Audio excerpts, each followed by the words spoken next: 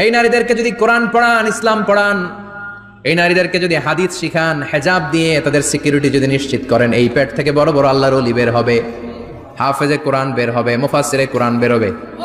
আর এই নারীদেরকে জি বাংলা স্টার জলসা যদি দেখতে দেন, হেজাব যদি না পড়ান, ইসলাম যদি না শিখান, ওই পেট থেকেই বড় বড় ডাকাত বেরোবে, টেন্ডারবাজ, চাঁদাবাজ, সুদখোর, ঘুষখোর এগুলো বেরোবে।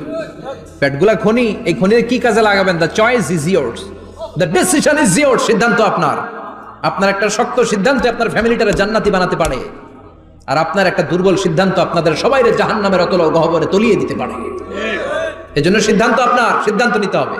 নারীরা অলংকার পেলে খুশি হয়ে যায়, তাদেরকে আল্লাহ অলংকারের বোঝাই বস্তা বস্তা অলংকার দিবে।